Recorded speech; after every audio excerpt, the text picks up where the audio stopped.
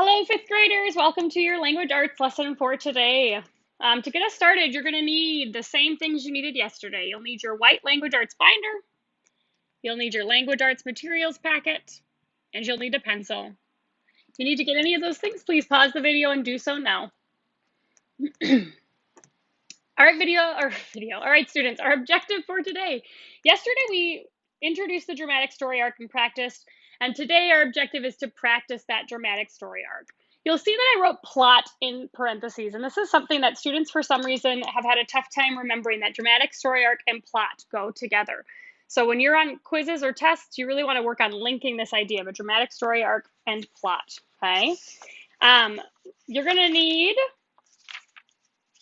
in your white binder, you should have these notes that we took yesterday about dramatic story arc. So you'll want to open up to those, since I'm just going to review those quickly at the start of today's lesson. And then you'll need the next three pieces of paper: the Little Red Riding Hood, this blank dramatic story arc, and your Jack and the Beanstalk. So you can get those materials out in front of you and ready to go, and then we'll get started. As a reminder, fifth graders, I've said this a few times, but we're starting the year working with kind of short stories and fairy tales. And again, the goal is that we're learning the things that we're going to need to know as we move into our texts. So no, we will not be spending all year reading fairy tales or short stories. We're starting the year this way. And again, it's going to set us up for success as we get into the rest of the year, as we jump into our novels. So the first thing that we're going to do today is just really do a quick review of the notes that we took yesterday so that you're remembering. So remember that we talked about how this literary device, right, is the dramatic story arc, and this is the plot or the event, is the plot or the main events of the story, okay? So the first component of the dramatic story arc is the setting, maybe called opening action, maybe called background information. And again, this is the who of the story, the when, the where of the story, and maybe something that happened before the story that's important for understanding it. Next comes the rising action. Remember, this is what builds the tension of the story and of the story's main problem, primary conflict, okay? Usually made up of things where characters are trying to resolve the conflict or failing. And remember that this is really most of the story. Most of your story is going to be this rising action. The climax or turning point, this is where things kind of change for the main character, okay? Highest point of tension because it's the moment immediately before we know what's going to happen in terms of the fate of the main character. And we're focusing on this question: when is the last time we wonder about the fate of the main character? Okay. After that comes the falling action. This is when we see that the tension of the story is starting to reduce, and we really know at this point what is the fate of the main character. Finally, this resolution, also called conclusion, also called denouement. And this is when all or most of the conflicts are resolved. And remember, we kind of talked about how sometimes resolving conflicts doesn't really look the way we think it might, okay? It might mean that it's resolved in that somebody maybe has died or they find that they have failed, okay? But we see that things are kind of coming to a more, a less tumultuous point where things kind of are coming to a stasis. Some things to remember. When we're plotting a story arc, we want to use quotes. Remember, I'm instructing you to start with the setting where you need 2 points of evidence. Next, we go to the falling action where we need 1 point. And remember, we go to the falling action because we're looking for the part very near to the end of the story where we're certain about what's going to happen to the main character. Next, we go to climax. That's going to come right before the falling action. So once you know the falling action, you can identify the climax. From there, we put in our 2 pieces of rising action. Remember, rising action is most of the story, so you're probably going to see a variety of answers from me versus you versus maybe your classmates if you were talking about your work, okay? These, however, should be pretty much consistent. And then same with that resolution. It's going to be after the falling action, and it will really be the end of the story. So, for today, we are going to do 1 dramatic story arc together, and then 1 you guys will be working on for homework. So we're going to go ahead and get that dramatic story arc sheet. You can pick just one side. You're going to put your name on top of it. And then you're going to put today's story, which is Little Red Riding Hood.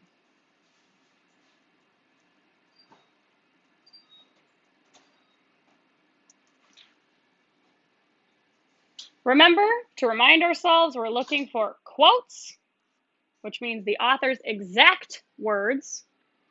And then we want to note our setting, we need 2 points. Rising action, we need 2 points.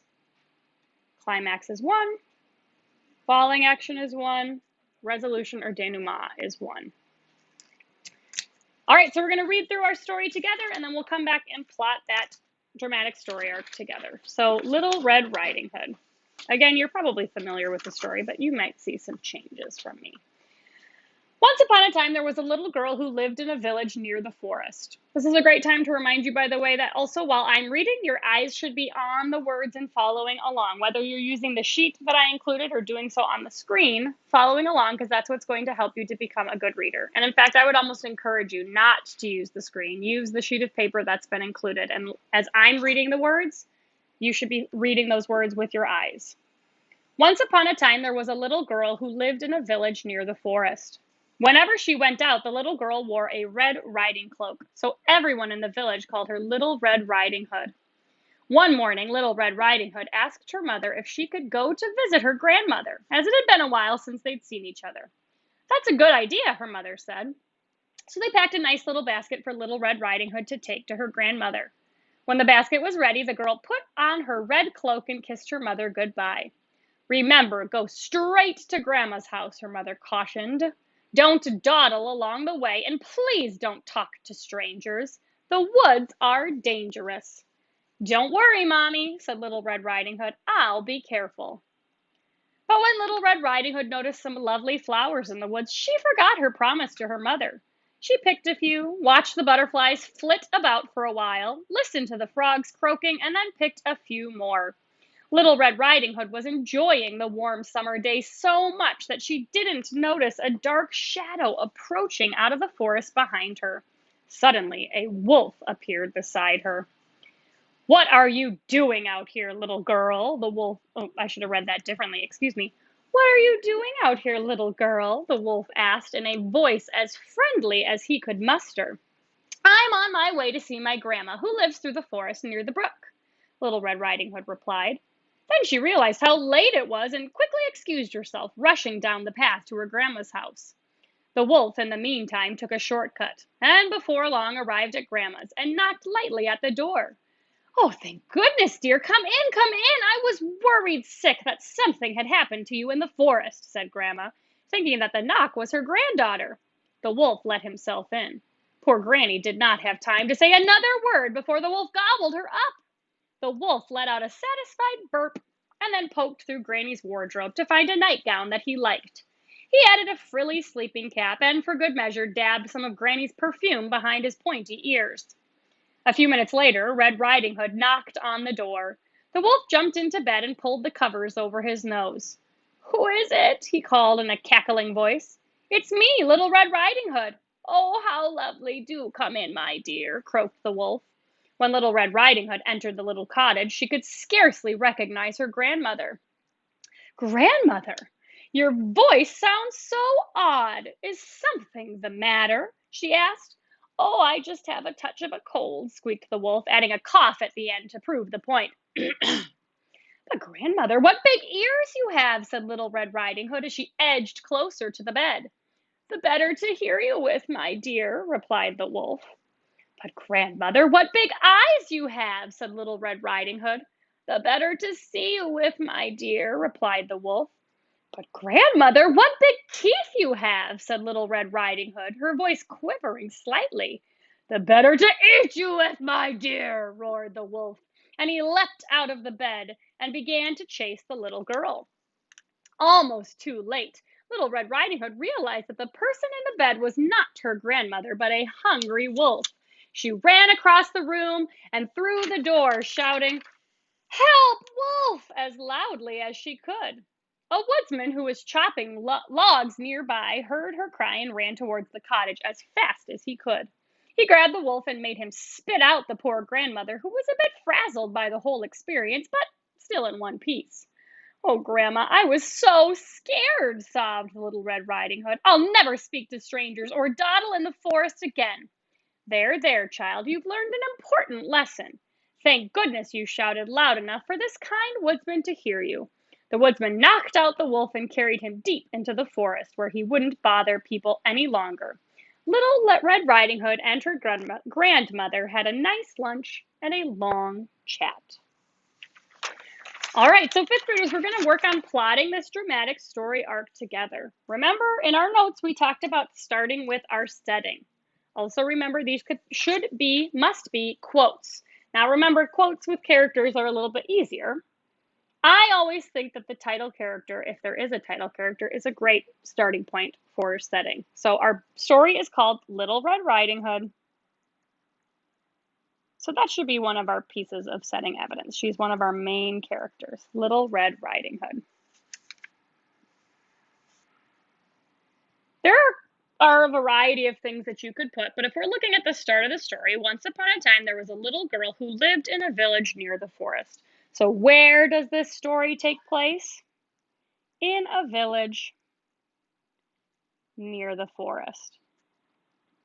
There are more characters you could potentially have written down, right? Grandmother, wolf, woodsman, those would have been pieces of setting evidence.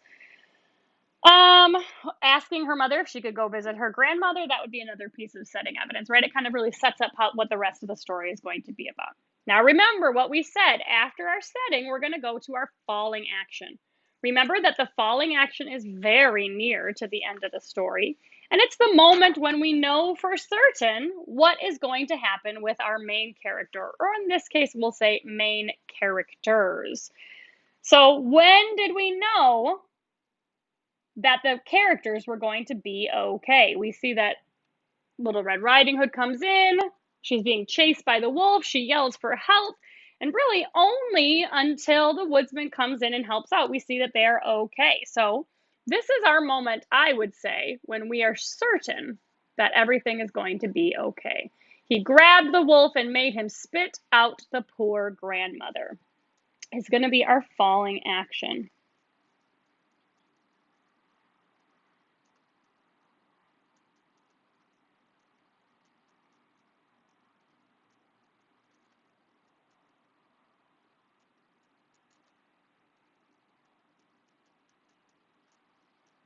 Again, my expectation is that you're working with me, so you should be writing as I'm writing.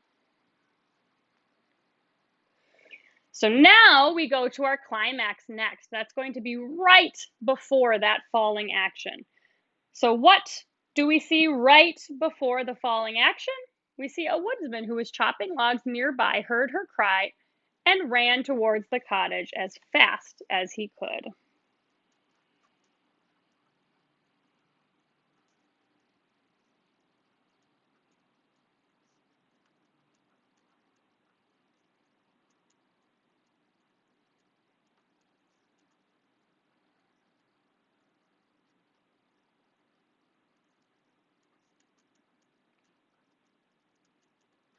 Now, again, remember, we're not sure what the outcome is going to be at this point. Maybe he's going to come in and the wolf's going to eat him too.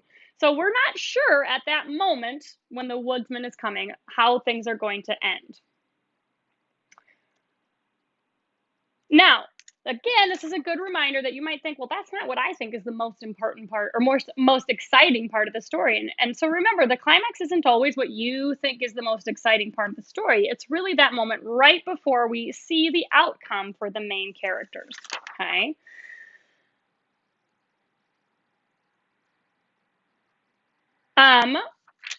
Rising action is going to be most of the story, right? Most of the story. So now, again, we can look at most of the bulk of the story, and you should be able to pick any parts of it as long as it's after the setting and before the climax, and that's going to fit as rising action.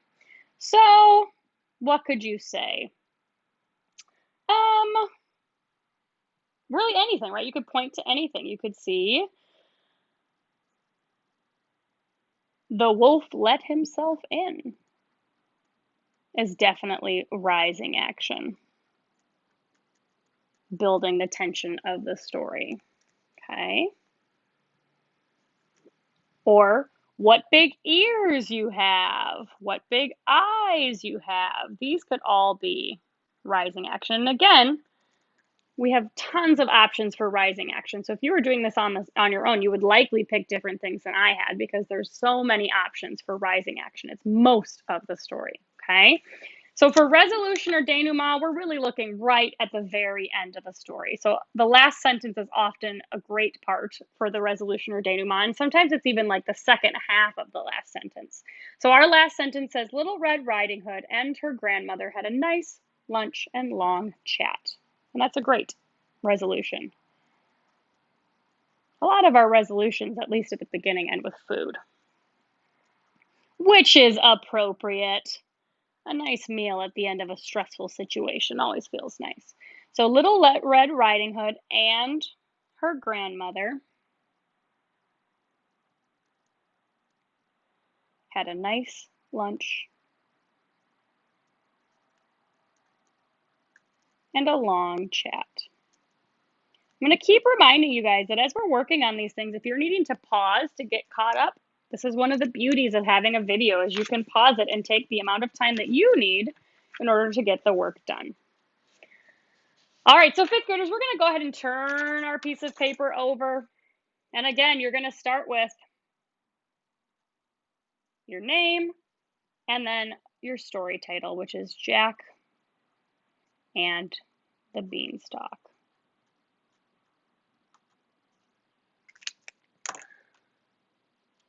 So for your homework, fifth graders, you're going to be reading this story, Jack and the Beanstalk, and you're going to be plotting the dramatic story arc. I should have added this before I put it up. Remember, of course, quotes, that means author's exact words. So maybe you want to write yourself a reminder to use quotes. You also may want to consider writing yourself a reminder about how many pieces of evidence are expected. Remember, for setting, you need 2. Rising action, 2. And then climax, falling action, and resolution, you need 1. Okay? You're going to read the story at least once, but feel free to read it more than once. And then plot that dramatic story arc using direct quotes from the author. When you're done, you're going to take a picture of your work to be turned in.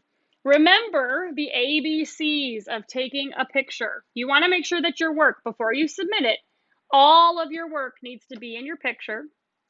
The picture needs to be bright enough, so maybe you need to turn on a light or go to a different part of your house to make sure it's bright enough. It should be close enough, so you want to make sure it's as close as it can be without cutting any of your work off. And finally, when you take that picture, make sure that it's still enough so it's not blurry. So you're going to take a picture of your work and submit it. If you are still not sure, maybe you haven't had to do a picture of your work yet, I have a video that I'm going to post in the directions, and this video is really walking you through how you can take a picture and submit a picture on a wide variety of devices. So you should be able to figure out how to do it on your device based on that video, okay? So good luck. You're going to read the story. You're going to plot the dramatic story arc, take a picture, and submit it. I look forward to seeing your work. Let me know if you have any questions, fifth graders.